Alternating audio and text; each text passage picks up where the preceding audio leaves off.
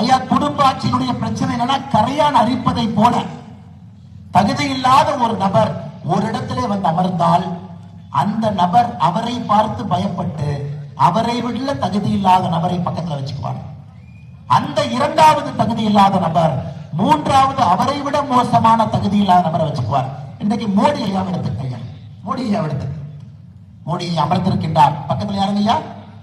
அமித்ஷா. இரும்பு மனிதன், முடியாதுன்னா செய்வார். இந்த பக்கம் யாருங்க ஐயா? ஜெய்சங்கர்.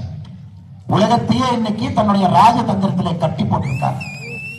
ராஜ்நாத் சிங், பாரதிய ஜனதா கட்சியினுடைய அகில இந்திய தலைவர், உத்தரப்பிரதேசனுடைய முதலமைச்சர், அரசியல் அனுபவம் இருக்கக்கூடிய ராஜ்நாத் சிங்.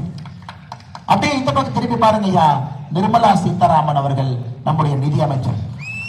அப்படியே இந்த பக்கம் திரும்பி பாருங்க ஐயா, அஸ்வினி வைஷ்ணவ் அவர்கள், railway, information technology, postal Ashwini Vaishnaw. அப்படியே இந்த பக்கம் திரும்பி பாருங்க ஐயா, தொழில்துறை பியூஷ் கோயல். அப்படியே இந்த பக்கம் திரும்பி பாருங்க, கல்வித்துறை தர்மேந்திர பிரதான். ஒன்றொன்றும் முத்துக்களை போல ஒரு முத்து மாலையை கோர்த்திருக்கு. இதுல யாராச்சும் ஒருத்தரை நீங்க மோசம் சொல்லுவீங்களாங்க ஐயா? சொல்ல முடியுமா? இப்ப நம்முடைய கேபினெட்டை பார்ப்போம். மு.க. ஸ்டாலின் அவர்கள் இப்படியே உட்கார்ந்திருப்பார்,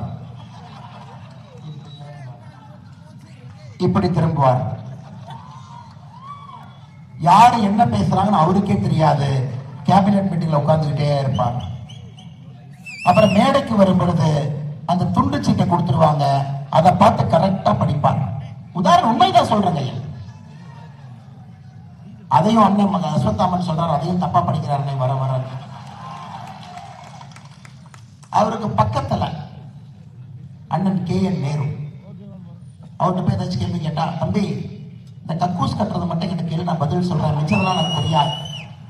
அமைச்சர்கள் பாரு, காமராஜர் ஐயா இருந்த இருக்கையில, கக்கன் ஐயா இருந்த இருக்கையில, சுப்பிரமணிய ஐயா இருந்த இருக்கையில, புரட்சி தலைவர் டாக்டர் எம்ஜிஆர் ஐயா இருந்த இருக்கையில, மிகப்பெரிய ஆளுமைகள் இருந்த இருக்கையில யாரெல்லாம் உட்கார்ந்துருக்காங்க பாரு. தப்பி தவிர இந்த பக்கம் எட்டி பார்த்தா இந்த இளம் படையின ஒரு குரூப் சுத்திட்டு இருக்குது. நாங்கெல்லாம் youngsters, young brigade. Young brigade யாருங்க? அன்பில் மகேஷ் பொய்யாமொழி, மூன்றாவது தலைமுறை அரசியல்வாதி. தாத்தா அமைச்சர், அப்பா அமைச்சர், இப்ப இவர். அன்பில் மகேஷ் பொய்யாமொழி கல்வித்துறைக்கு கொடுக்கக்கூடிய நேரத்தை விட சினிமா ஷூட்டிங்க்கும் ட்ரெய்லர் ரிலீஸுக்கு தான் அதிகமா போவார். உண்மை சொல்றேன்.